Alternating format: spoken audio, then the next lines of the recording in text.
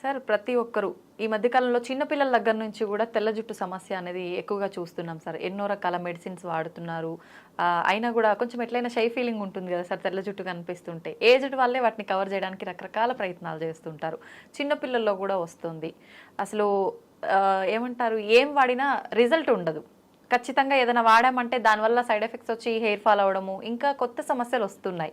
అలా కాకుండా మేము మీ వీడియోలో చూసాం సార్, తెల్ల జుట్టు రాకుండా ఉండాలి అంటే, వచ్చిన జుట్టు రంగు మారాలి అంటే ఇలా చేసుకుంటే బాగుంటుంది అని చెప్పి. అది నిజంగా వర్కౌట్ అవుతుందా సార్? ఒక్కసారి ఆ రెమెడీస్ మా కోసం. ఫస్ట్ నేను ఫ్యాక్ట్ నిజం చెప్పాలి అంటే, ఇప్పుడు మీరు చూస్తున్నటువంటి హెయిర్ ఒరిజినల్ కలర్ కాదు. నాకు కూడా వైట్ హెయిర్ ఉంది. వైట్ హెయిర్ ఉంది కాబట్టి దాని మీద నేను రీసెర్చ్ చేశాను. కాకపోతే అది నా మీద కన్నా మా నాన్నగారి మీద బాగా పనిచేసింది. ఆయనకి రివర్స్ అయింది.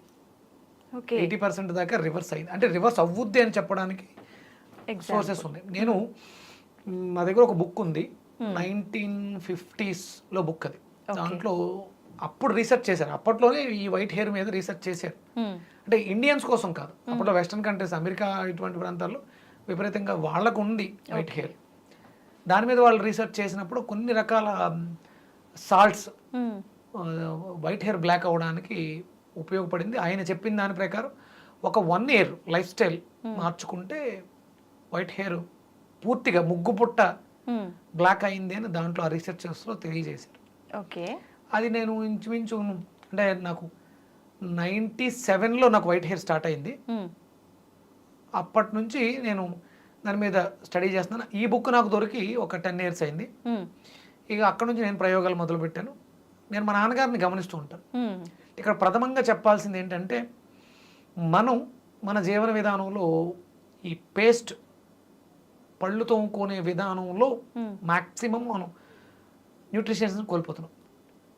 ఓకే, మనకి ఏదైతే హెయిర్ బాగుండాలి అని అనుకుంటున్నామో దానికి కొంత రకంగా ఉపయోగపడేటువంటి మైక్రో న్యూట్రిషన్స్ ఏదే వాల్యూ మనం ఫస్ట్ ముందు పొద్దుటే పేస్ట్ ద్వారా కోల్పోతున్నాం. ఓకే, కేవలం పళ్ళు శుభ్రం చేసుకోవడం, క్యావిటీలు, బ్యాక్టీరియా వీటి గురించి మాట్లాడతాం. కానీ ఇది లోపలికి వెళ్ళి లోపల ఉన్నటువంటి ఇంటెస్టైన్స్ని కూడా డ్యామేజ్ చేస్తుంది. పళ్ళు తోమడం అనేది చాలా పెద్ద విధానం. ఇది దైనందిన జీవితంలో అనుదిన ధర్మాలలో మొట్టమొదటి ధర్మం దంతధావనం. దానికి శాస్త్రం చెప్పింది 12 అంగుళాల పుల్లు ఉండాలని. ఇది దానికి కొలతలు కూడా ఉన్నాయి. 12 అంగుళాల కూర్చ అంటారు దాన్ని, దంతధావన కూర్చ. కొలత ఎందుకు సార్? 12 సంఖ్యకి చాలా ప్రాధాన్యత ఇచ్చింది ఆయుర్వేద శాస్త్రం. ఓకే, అది గురుతత్వాన్ని కలిగి ఉంటుంది. పందు పుల్ల ఎంత పడితే అంత కాదు, 12 అంగుళాలు ఉండాలి. అది కంపల్సరీ. ఒక్కొక్క అంగుళాన్ని నవ్వులుతూ తోముతూ వెళ్ళాలి. ఇక్కడ తోమడం మీద దృష్టి ఎక్కువ పెట్టలేదు, నమలడం మీద పెట్టింది. పంటికి మధ్య దాన్ని పెట్టి నమలడం ద్వారా అక్యు ప్రెజర్ జరుగుద్ది. పైన లార్జ్ ఇంటెస్టైన్స్కి స్మాల్ ఇంటెస్టైన్స్కి కనెక్షన్ పళ్ళలో ఉంది. పళ్ళు తోమేసిన తర్వాత నాలికని గీయటం కూడా చాలా శాస్త్రవిధిగా పెట్టింది. నొక్కి అదిమి పట్టి లాగాలి. అది కట్ చేసేంత షార్ప్గా ఉండకూడదు.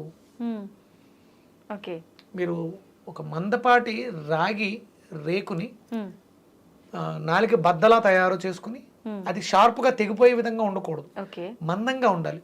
నొక్కి నొక్కి లాగాలి. అప్పుడు ఈ 12 ఆర్గాన్స్లో ఉన్నటువంటి వ్యర్థాలు తెల్లటి పాచి రూపంలో బయటకు వస్తాయి. ఇది లేదు మన జీవన విధానంలో. అప్పుడు తెల్ల జుట్టు రాకపోవడానికి ఇక రాకుండా ఎలా ఉంటుంది? మనం దీన్నే పాడు చేసాం. పందు వల్ల తెలియదు ఎవరికి. అది 12 అంగుళాలు ఉన్న విషయం నాకు కూడా రీసెంట్గా తెలిసింది. నాలికను నొక్కి పెట్టిది తోమాలి అంటే దానికి ఒక మంత్రం కూడా ఉంది. దంతధావనానికి ఒక మంత్రం కూడా ఉంది. అవన్నీ మనం తర్వాత విషయాలు విపులంగా మాట్లాడతాను. మీరు వైట్ హెయిర్ మారడం గురించి మాట్లాడారు. ఎందుకు చెప్తున్నానంటే, మా నాన్నగారు పందుపులతోటే పళ్ళు తోముతారు. ఎప్పుడు కూడా ఆయన పేస్ట్ బ్రష్ వాడరు.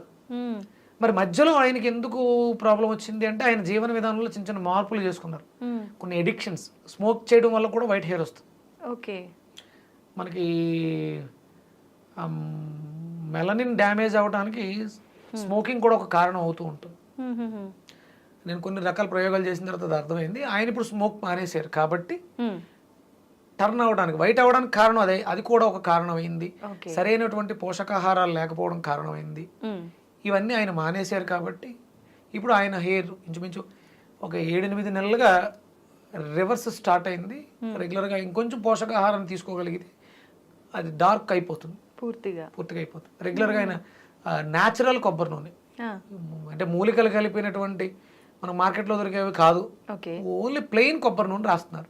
రెగ్యులర్గా రాయాలి, వైట్ హెయిర్ బ్లాక్ అవుతుంది.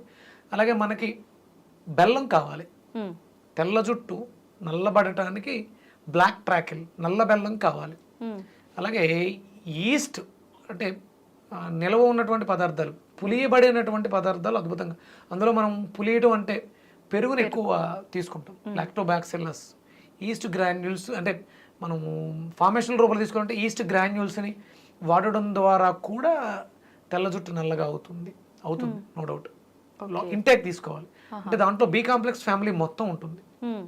అది లోపలికి వెళ్ళి గుడ్ బ్యాక్టీరియాని ప్రొడ్యూస్ చేస్తుంది కాబట్టి తెల్లగా అయిన జుట్టు నల్లగా అవడానికి, తెల్లగా అవుతున్న జుట్టుని ఆపడానికి ఉపయోగపడుతుంది.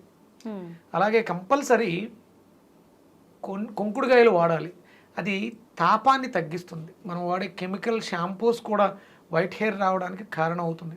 మీకు నేను చెప్పాను, టచ్, స్పర్శ ద్వారా కూడా వ్యాధి రోగాలు నయం అవుతాయి. అది మనం కుంకుడుకాయలని పిసుకుతాం, దాంట్లో ఉండేటువంటి పెంకు, నల్లగా ఉండే పెంకు చాలా గట్టిగా ఉంటుంది. ఇవన్నీ కూడా ఔషధ గుణాలని కలిగి ఉండడం ద్వారా చర్మం మేంచి మన శరీరం అంతా కూడా స్ప్రెడ్ అవుతుంది.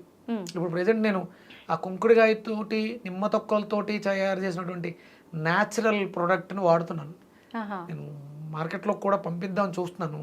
శిరోరక్ష, అగస్య శిరోరక్ష అని దానికి ఒక నామకరణం చేశాను. ఆయుర్వేదానికి అగస్యుల వారు పెట్టింది పేరు. అగస్య శిరోరక్ష అంటే కుంకుడుకాయలతో తయారు చేసినటువంటి షాంపూ. అది షాంపూ కాదు, న్యాచురల్ ప్రొడక్ట్.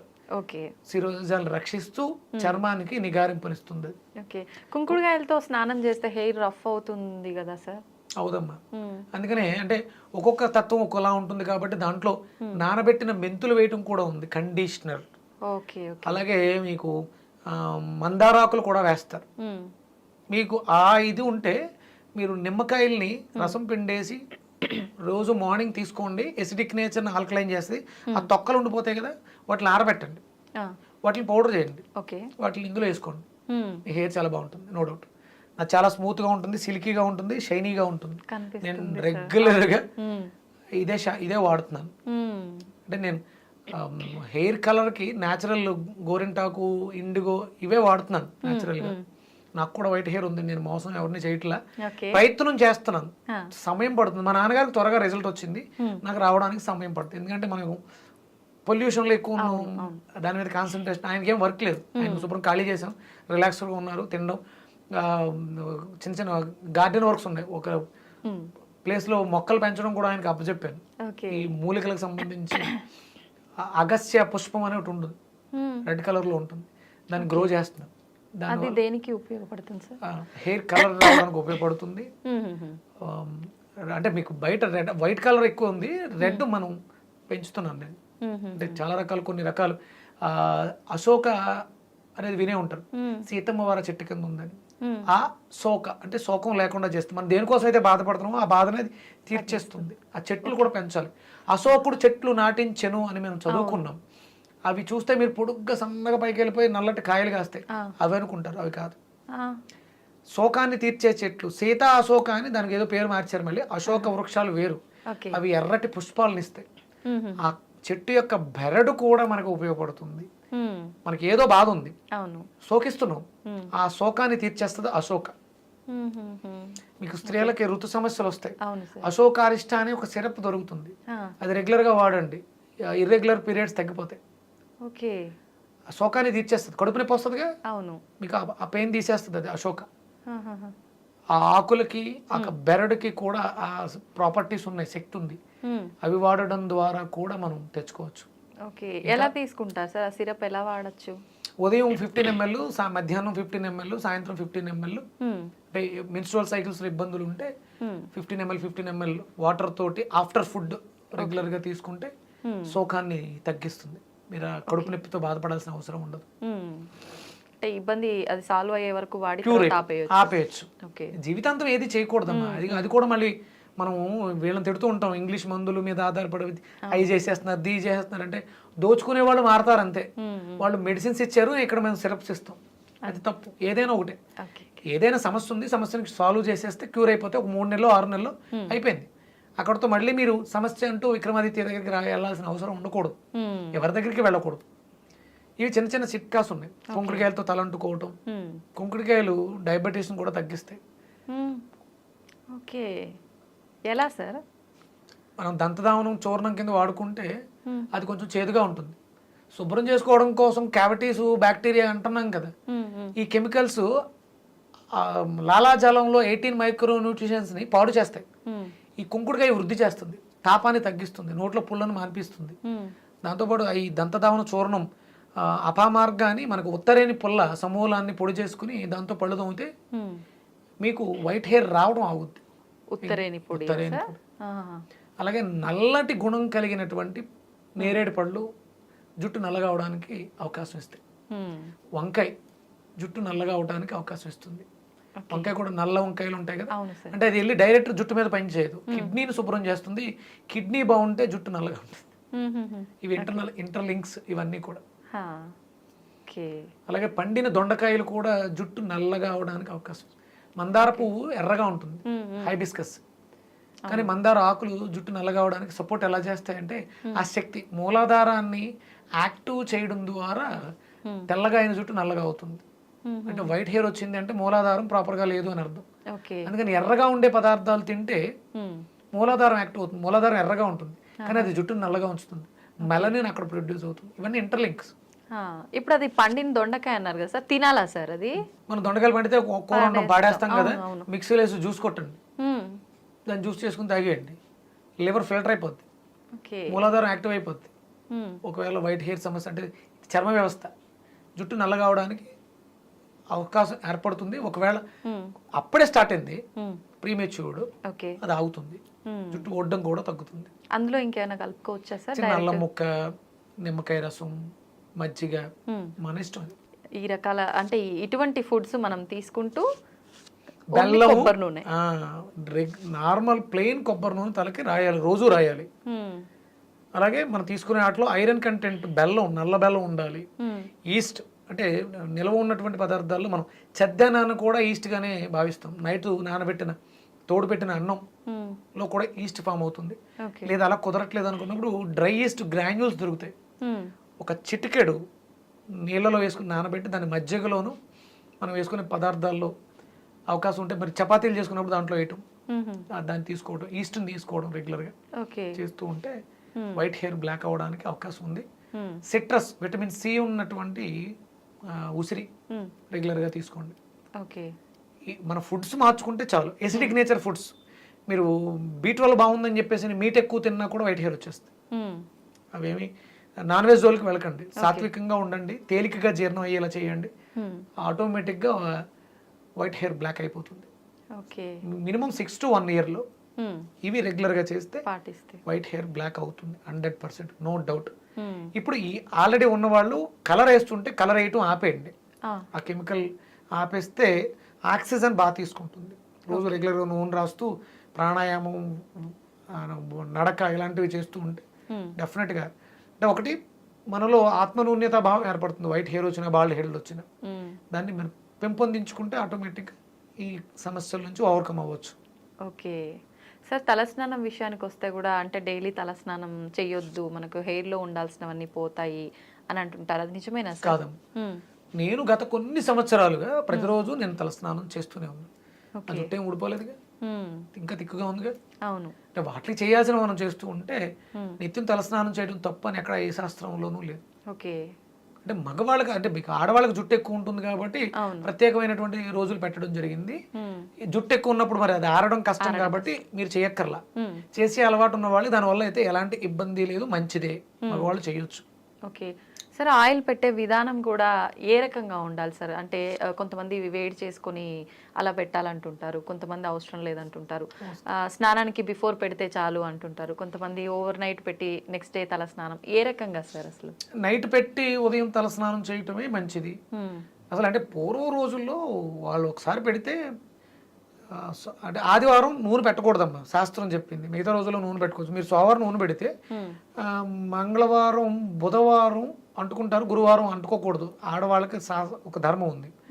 గురువారం ఉపవాసం చేస్తారు కాబట్టి బుధవారం అంటేసుకుంటారు. ఇక గురువారం వదిలేసి బుధవారం మళ్ళీ ఆయిల్ పెట్టేస్తే శుక్రవారం ఉపవాసాలు ఉన్న రోజుల్లో తలస్నానం చేస్తారు కదా. అలా వారానికి 2-3 రోజులు నూనెతో ఉండాలి మీరు. ఎందుకంటే మీకు శ్రమ ఎక్కువ ఉంటుంది, మీకు జుట్టు ఎక్కువ ఉంటుంది. దానికి మీరు నూనె ఎంత ఎక్కువ ఉంటే అంత మంచిది.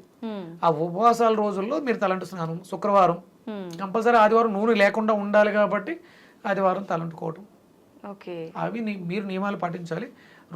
వారం అంతా కూడా ఉన్నాను, ఇబ్బంది ఏమీ లేదు. నూనె ఉంటే మంచిదే, మనకి పొల్యూషన్ నుంచి కాపాడుతుంది, కెమికల్స్ నుంచి కాపాడుతుంది కాబట్టి రెగ్యులర్ గా నూనె రాసుకోవచ్చు. ఆదివారం మాత్రం నూనె లేకుండా ఉండాలి. ఆ ఎనర్జీని సహస్రం నుంచి రిసీవ్ చేసుకోవడానికి నూనె లేకుండా ఉండాలి. మిగతా అన్ని రోజులు నూనె ఉన్నా పర్లేదు. రోజు తలస్నానం చేసేవాళ్ళు నైట్ నూనె పెట్టుకోవడం, పొద్దుట వాష్ చేసుకోవడం తప్పలేదు, ఏం ఇబ్బంది లేదు.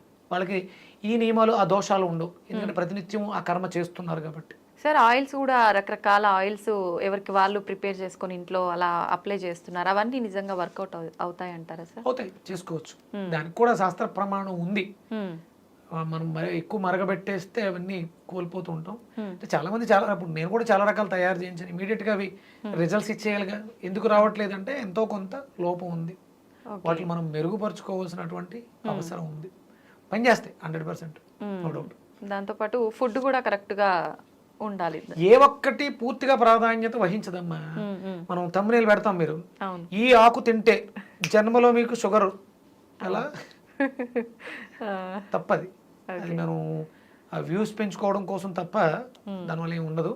ఇవాళ బాగున్నాను, ఇవాళ మంచి పని చేశాను కాబట్టి ఇవాళ హ్యాపీగా ఉన్నాను, రేపు ఇలాగే ఉంటుందని ఎలా చెప్పగలం? అంతే కదా.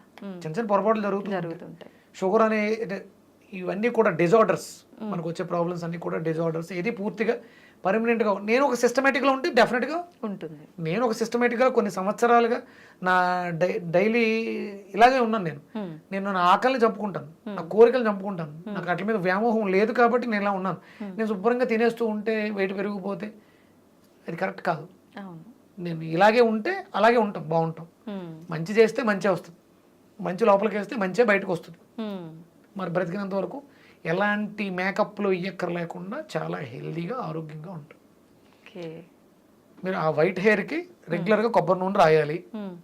కుంకుడుకాయలతోటే, షాంపూలతో కాదు, కుంకుడుకాయలతోటే తలంటుకోవాలి. ఈస్ట్ గ్రాన్యూల్స్ వాడుకోండి, నల్ల బెల్లం వాడండి, కూరగాయలు బాగా తీసుకోండి, వెజిటేరియన్గానే ఉండండి, వెజిటేబుల్స్ బాగా తీసుకోండి. మార్నింగ్ కింగ్ ఫుడ్ తీసుకోండి, afternoon half boiled cooked food తీసుకోండి, ఈవినింగ్ ఏమీ లేకుండా ఉండండి. పాలు కంపల్సరీ తీసుకోండి, కాల్షియం అవసరం, విటమిన్ డి అవసరం. పాలు మిరియాలు వేసి తీసుకోండి, పంచదార వాడొద్దు, వైట్ హెయిర్ 100% బ్లాక్ అవుతుంది. దంతధావనాన్ని మస్ట్ అండ్ షుడ్ గా పెట్టుకోండి. అయితే పందుపుల్ల లేకపోతే న్యాచురల్ పౌడర్, కరక్కాయ, లవంగి మొగ్గలతో మన ఇంట్లో తయారు చేసుకున్నటువంటి పౌడర్ని చేతులు వేసుకుని బ్రష్ కంటి పెట్టుకుని చిగుళ్ళకి తగలకుండా పళ్ళు తోముకోండి. దంతరక్ష చూర్ణం అని కూడా దింపుతున్నాను, అది అవసరం. ఉదయం సాయంత్రం 2 పూట్ల బ్రష్ చేయాలి. ఇవి పెట్టుకుంటే చాలా హ్యాపీగా ఉంటారు. జుట్టు తెల్ల జుట్టు నల్లగా అయిపోతుంది, జుట్టు ఒత్తుగా ఉంటుంది, సిల్కీగా ఉంటుంది, బాగుంటుంది.